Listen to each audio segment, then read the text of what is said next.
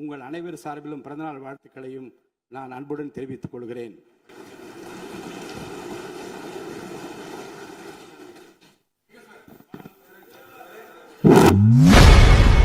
திருவள்ளூர் அருகே கடல் உணவு ஏற்றுமதி நிறுவனத்தில் அமோனியா வாயு கசிவு ஏற்பட்டதால் 2 தொழிலாளர்கள் உயிரிழந்துள்ளது குறித்து பேசுவதற்கு சட்டமன்றத்தில் அதிமுக பொதுச் செயலாளர் எடப்பாடி பழனிசாமி சபாநாயகர் ஜேசிடி பிரபாகருக்கு கோரிக்கை வைத்துள்ளார்.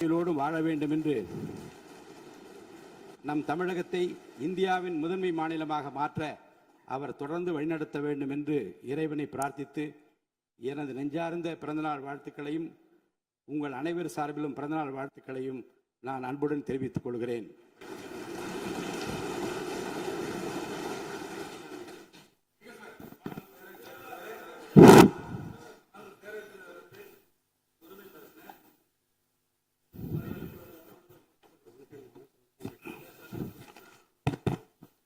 நேற்று நடந்த அந்த சம்பவங்களை குறித்து திராவிட முன்னேற்றக் கழகம், அனைத்து இந்திய அண்ணா திராவிட முன்னேற்றக் கழகம் உட்பட இந்த அவையில் உள்ள அனைத்து கட்சிகளை சார்ந்தவர்களும்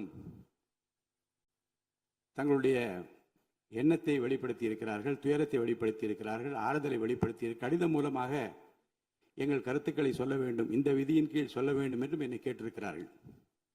இப்போது 110 விதியின் கீழ் தொழிலாளர் நலத்துறை அமைச்சர் என்னிடம் அனுமதி கேட்டிருக்கிறார்.